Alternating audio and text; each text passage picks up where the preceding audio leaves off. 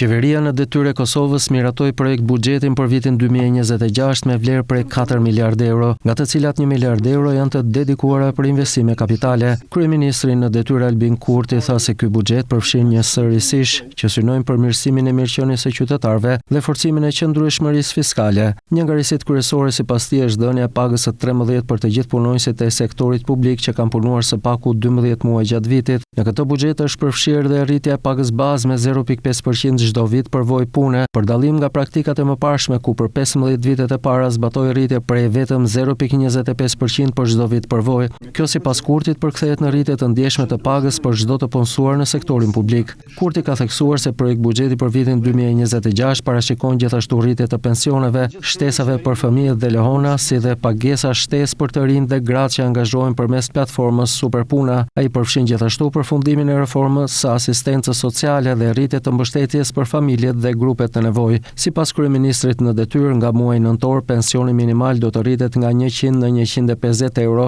duke përfshirë rreth 200.000 pensionistë në kategori të ndryshme, si ata me aftësi të kufizuara dhe përfituesit e pensioneve familjare dhe invalidëve të punës. Lajm të mirë, Kurti e vlerësoi dhe rritjen e shtesave të fëmijëve me 50% duke nisur nga muaji nëntor. Një nën me 2 fëmijë që deri tani ka marrë 40 euro, nga muaji i ardhshëm do të marrë 60 euro. Një nën me 4 fëmijë që ka marrë 120 euro, nga nëntori do të marrë 180 euro në muaj. Gjithashtu Ministria e Financave ka propozuar dhe rritjen e pagës minimale që pritet të ndikojë pozitivisht për rreth 150.000 të punësuar në sektorin privat. Qeveria miratoi rritjen e saj në 2 shkallë. Nga 1 janari paga minimale do të jetë 425 euro, kurse nga 1 korriku 2026 ajo do të bëhet 500 euro. Kryeministri në detyrë tha se tani i takon kuvendit dhe të gjithë deputetëve nga të gjitha subjektet politike që këto buxhet ta miratojnë përpara se të shkohet në zgjedhje të reja, në mënyrë që të sigurohet vazhdimësia e shtetit dhe të mos ndeshemi me situata ku shteti nuk ka buxhet të miratuar.